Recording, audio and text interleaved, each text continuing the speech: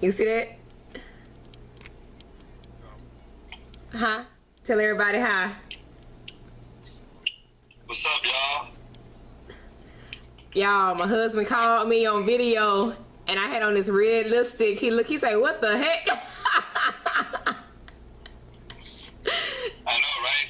The red lipstick supposed to be for me. It is for you, honey. I was like, man. Oh, Lord, that's funny. What's going on, y'all?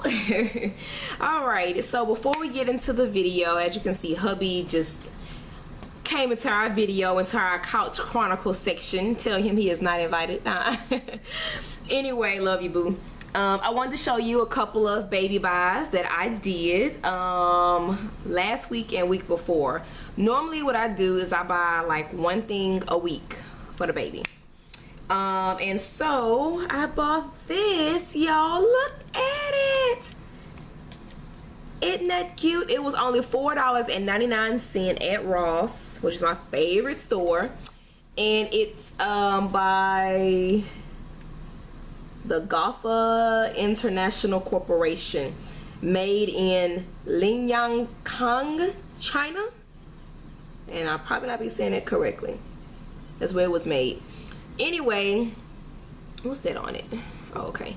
Anyway, look at it. Like, the eyes are closed. It's an elephant. The eyes are closed. And then listen, y'all. Now I lay me down to sleep. I pray the Lord my soul to keep. Your love be with me through the night and wake me with the morning light. Amen. Isn't that cute? And he's on his knees. And I thought that was the cutest thing ever. Like, LeBron, he have a horse and he sleeps with his horse 24/7. So I'm like, I wonder if this is gonna be the new baby's favorite stuffed animal. Then I got this blanket. And remember, we're going with all gray and white until we know what the baby would be. So anyway, this is a gray blanket. It's by Little Luxuries, a division of Elements and Style. It's 30 by 40, 100% polyester. And the inside is like a wool sheep-like texture, and then the outside is just this fleece type material. It feels so good. But anyway, it's a very big blanket that we're going to be able to cuddle the baby in. This was $6.99, regular $13. The elephant was regular $10. So as you can see, you get a good little price cut. But anyway, it's by Little Luxuries. It's a fine baby blanket. And it says, comfort your baby with our ultra soft and cozy Little Luxuries. Isn't it cute? Yay, I'm gonna be like this. That's what I'm gonna be doing, y'all. The baby gonna be in here and be like, oh. Y'all know y'all do the same thing. I'm not the only crazy one. So anyway, I'm gonna go ahead and get right into the video, y'all.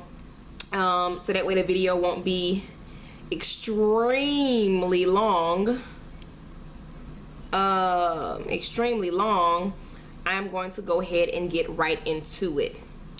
So today's video is basically called Vent. So we're going to vent, but we're going to vent a little bit differently. I'm trying to find my, there it goes. I took some notes, so that's what I was looking for. Okay, so let's go ahead and vent away. I'm gonna vent first and I want you to vent after me, okay? So basically this video is because there's so many new women, new couples that are going on this journey, just finding out that they have to go through IVF, FET, IUI, whichever. And you know, a lot of them are you know, they don't know the unknown. They don't know what to expect. And of course, when I mentioned how us as a support team, whenever we come together, whenever we have our rainbow babies, you know, and so forth, we still need to go ahead and keep, you know, encouraging these young ladies, especially with knowledge. I think that's the best way that you can, you know, help someone on this journey or whatnot. And I feel like, you know, sometimes you feel like you're having these feelings and you're all by yourself, and when you watch one of these videos or you read a book or you read a blog or whatever the case may be, you realize you're not alone. And that's what's the most important things, because when I first started, I didn't know it was so many women. I literally was like, oh my God, like, why me? But then I get online, started watching these YouTube videos, and I'm just like, oh my gosh, like, there's so many of me. There's so many, you know, women just like me. And so, you know, we got to kind of keep everyone encouraged, and the ones that are on the journey now, you know, the ones that are about to be on the journey, the ones that have completed the journey, it's always going to be a learning experience. It's always going to be something, you know, that you have to learn, something new.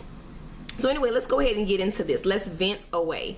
And if for some reason you want to vent more and you want to put more out there, those that don't have YouTube videos, that you want to say something, you know, to the newcomers, or say something just in general that you experience in your journey, do that. Now this venting session is not for after pregnancy or after or when you're pregnant. This venting is the IUI, the IVF, the FET stages. So up until you get that positive pregnancy test, that's what this venting session is. Whenever I get that to that point again, then we will maybe have another venting session about the goods, the bads, the uglies, you know, the ugly things about being pregnant and so forth, and you know, all that good stuff. And then once the baby gets here, we'll have another venting session. So I thought it'd be a little bit fun.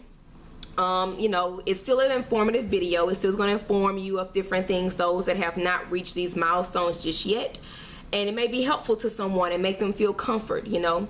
So anyway, let's go ahead and get started, because we know I can talk. Okay, question number 1. Most happiest moment on your journey. I would have to say I have about 3. The moment I realized I had a lot of eggs, when I got out of the retrieval room and they took the eggs out, and I'm thinking, because at first they tell you, oh look, you have about maybe 12, 13 in there.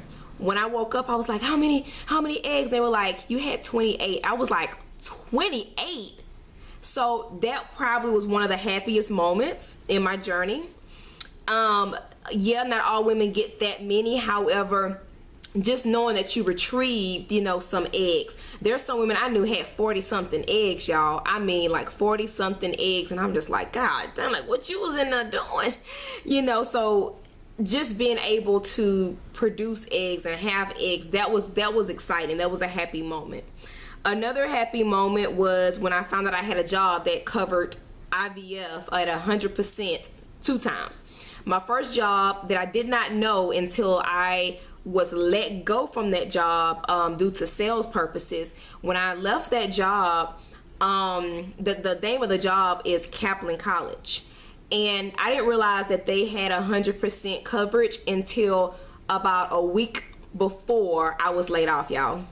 Okay, and I was hurt. I cried, I screamed at God. I was angry.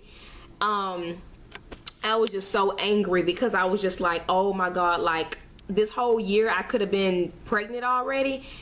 And I mean, little did I know I had to have more surgeries and stuff like that, but still it was an eye-opener to know that, oh my gosh, there are jobs. That's where my first knowledge of, oh my gosh, there are jobs that cover this. Like, this is a possibility. Like, not all hope is lost. So that was a very happy moment. And then one of the other happy moments would be when I saw a positive pregnancy test. When I, you know, did my transfer and I seen that positive pregnancy test, I mean, I guess it was a happy feeling and nervous feeling at the same time, but it was more happy once I realized it was a true positive test. So that would be my happy moments during the journey. Number 2, most painful moment on your journey. My most painful moment would probably be the shots and the surgeries. I hate needles. When you go through this procedure, whether it's, you know, any of them to get pregnant, you're gonna have shots. You're gonna have to give yourself shots. You're gonna have to go to the doctor and have shots. You're gonna have to have needles in your life. Needles are gonna be your new husband, point blank, in the period.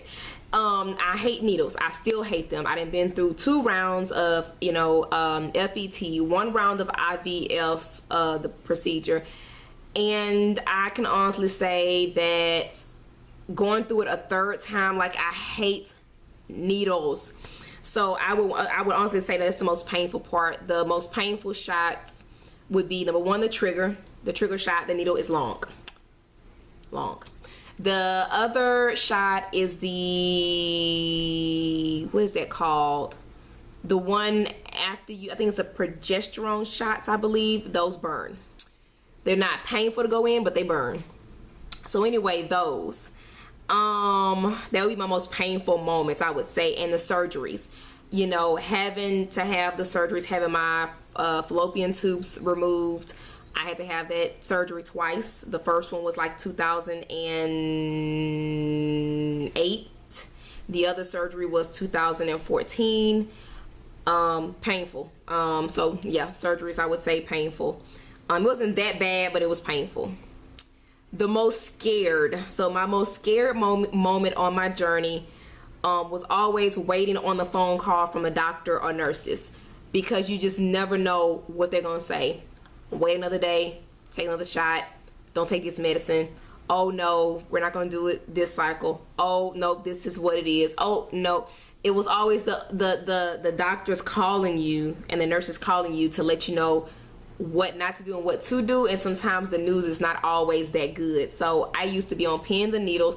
My stomach would be in bubble guts because I'm waiting on a doctor or nurse to call me and praying that it's good news.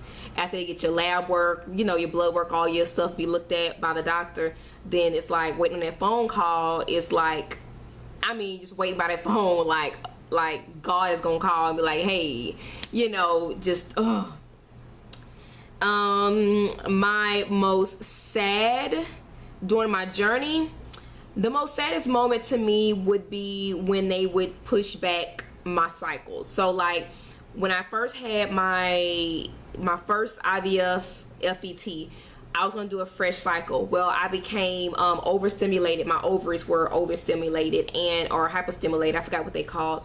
But anyway, I could not do a fresh cycle. I had to push it back from July, from doing it in July to August. And I thought that was the end of the world. Like, I thought it was just the worst thing that could ever happen or whatever. You know, I look back and I'm like, it was not all that bad. I mean, at the moment when you're in it, you're so upset. You're so mad because you want to get pregnant right away, right then and there, you know. I can honestly say that probably was the saddest thing for me in a sense, because, and I would say that, and also when I found out that I had the insurance with the first job, I would include that as being the saddest as well too, because I was just about getting on my journey and then kaplunk, everything had to stop. So, you know, that, and I couldn't afford the Cobra. I mean, after you get done, you know, being laid off or whatever, you can't afford the Cobra, so I couldn't afford to keep that insurance. So now we're gonna go to what's the best financial advice in the journey. I would say find a job with coverage, which y'all seen the video that I posted before. Grants, flexible spending. If you have a flexible spending account and you need a real quick $2,500, bam, you know, you have it right then and there. Also the one-step assistant program and the other programs they have out there, or not one step, it's First Steps. First Steps gave me 50% off of all my medications. So instead of paying like $200 for two, I paid $100 for two, so 50% off. So I would definitely say look into those. I did have videos on that if you're just not tuning in. So there are videos on my channel about IVF assistance, costs, insurance, jobs, whichever. The best IVF and the best IVF retrieval, so best IVF/IVF retrieval advice would be let your body do its job and don't panic. When you first start off, your body's probably not gonna it's probably not going to react to certain medications the way that you want it to, okay, or that it's supposed to. You have to kind of learn your body. You have to know your body and stuff like that. You have to get to know it. And I promise you, when you start this journey, you will, in the end, know your body. You will know more about it. I ain't gonna say know it completely, but you're gonna know more about it, because it does what it wants to do. and sometimes your body is telling you no and you're like yes, and it doesn't work out that way. So my best advice when you're doing your retrieval, or if you're doing, you know, the regular IVF, the whole system, retrieval and transfer, I would definitely say let your body do its job and don't panic. And that's just by experience. I panicked every step of the way. My husband, if it was not for him keeping me calm, keeping me leveled and grounded, I probably would be in a mental institution, because it can drive you crazy. The dates, the timing, the no, one more shot, the oh, we can't do it this month, oh, we gotta push it back, oh, I see something in the uterus, oh, I gotta cut this, oh, we gotta do this. Like, it would drive you crazy. So I would say go with the flow. Go with the flow. It's easier said than done, trust me. But in other words, I would definitely say don't panic too much. The more stress you put on your body, the more that, you know, you're gonna push things back. I promise. Been there, done that. Number 7, the best FET advice. Never trust a calendar or live by it. Calendars are just guides, but your body will direct everything. So I definitely say the best FET advice is that they're gonna give you a fake calendar. What I mean by fake, they're gonna give you a prediction, how everything should go. However, sometimes your follicles and your ovaries are not communicating. They don't communicate with the medicine, and then you have to go another day, another shot. So they tell you you're gonna start your cycle, you're gonna start this medicine, you're gonna then get on menopause, you're gonna come see us the day after. That night you're gonna trigger. After you trigger, the week after you're gonna do a transfer, and then bam, psych. It does not work that way. You have to go in for multiple appointments after you do your first menopause injection or whatever medication you're on, to grow your follicles. Once they see that your follicles are growing and at a certain size and maturing, and they also see that your lining is thick enough, then they'll go ahead and tell you to take the trigger. If your lining is not thick enough, you're not going to be transferring, and then it's going to put you back another week, you know, so, or some more days. So don't live by the calendar. I'm just letting you know. The only way you live by it, if you're on that day you live by the day. You don't live by the calendar. I'm gonna be honest with you. That's what I do. I live by that date. Okay, today I take medicine such and such. Okay, fine. When I go to the doctor tomorrow, they'll tell me what else is new. But other than that, that's it. Number 8, my worst moment on the journey probably was the unknown. The unknown is always worse for me in any situation. I always get my stomach tied in knots of the unknown, not knowing. Almost like the phone call. What? The unknown is the worst for me. Not knowing what they're gonna say on the phone call, not knowing what my body is doing at that time, not knowing this, not knowing that. Like, always my ultimate thing was the unknown. You know, going to the doctor, they're looking in there with the wand, and they quiet. They just being quiet, and you're like, how's everything? Oh, will the doctor, you know, explain everything to you, and then you like, what? Now your heart is like this. The doctor come and tell you, oh, we need one more day of medicine. Oh, we gotta push the cycle back, and you like, what? Yeah. So that kind of stuff, the unknown. Number 9, what support groups or support did or didn't you have? I'm gonna be honest, Facebook infertility groups were awesome. I would definitely say go to Facebook, go on a search menu, type in infertility, type in IVF, FET. It's all gonna come up, you know, and ask to join the groups. A lot of them will ask you, you know, kind of like what's your demeanor in asking to join the group, because a lot of them are very sensitive, and you don't want just anybody joining the group, you know. So Facebook has a lot of groups. Also, for me, my husband, my parents, my family, my friends, and of course y'all, YouTube. If it wasn't for the ladies that first started all of this YouTubing and vlogging about the IVF thing and the FET, if it wasn't for looking at their journey, their spirituality, their peace about everything and everything like that, then I probably wouldn't be as strong as I am to continue to vlog and continue to keep pressing on. I can honestly say that you know, YouTube had a big factor, and you know, my husband keeping me leveled, my parents being supportive, not being negative, not, you know, talking about, well, this is scientific and that. I mean, they were 100% behind my back from the get-go. I never had not one person in my friends, with just the nasty stuff that you hear out there. You know, everybody's heard those things, and so forth. I mean, I've heard it in some of the comments before. Somebody will tell me, "Well, just trust God" and stuff like that. Like, I'm gonna trust God, yeah, but I'm gonna work too. I'm gonna work towards it while I trust God. So anyway, I will honestly say, husband, parents, family, friends, YouTube, fertility groups or infertility groups. On Facebook. Number 10, lastly, finally, it's number 10, y'all. We venting, y'all. Let's vent. We venting. We almost there. If you could go back in time, what advice would you give yourself after, you know, in the beginning, after you'd experienced all these years of IVF, FET, IUI, etc.? What would you tell yourself if you were just not starting out again? I would tell myself, LaQuisha, trust God, trust and understand your body, that it's doing the things it's supposed to do. You know, the doctor's going to do so much. The other part is just your body doing what it naturally needs to do. And don't stress. I have always been a stressor. I have learned a lot. I have not conquered the my addiction to stress. But I have overcome a lot of ways to get past it and not dwell on it. I think my stress comes from constantly thinking, constantly wondering, constantly like the unknown. I have literally been able to focus on other things versus what's happening, what's going to happen, why is it not happening. It's gotten easier. I have not had any mental breakdowns.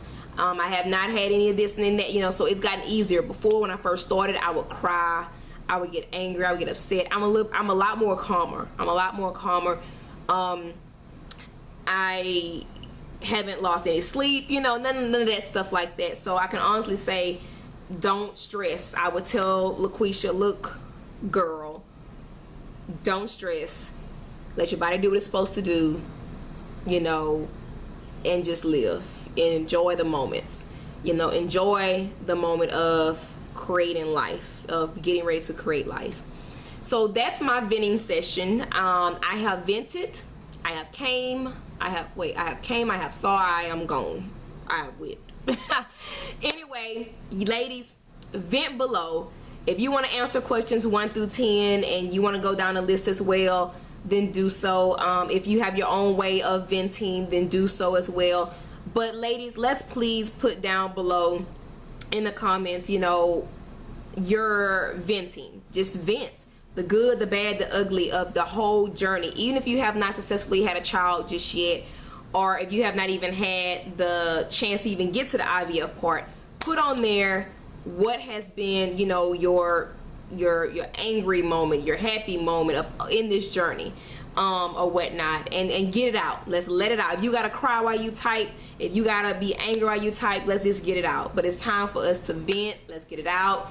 It's a new season. Literally, it's a new season. It's fall. But yeah, let's get it out, y'all. And I hope y'all have a wonderful day. I hope y'all have a blessed weekend. When y'all see this, is gonna be Thursday. Sorry, some of my videos have been coming up kind of late. I do apologize for that. I've just been extremely busy.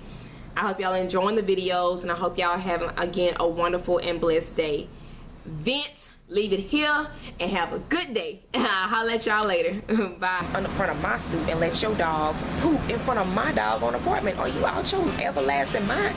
I pay over $1,000 a month for this apartment. You would not be having your dogs poop right in front of my apartment. So I bet she came back and picked it up, which she better have, because I'm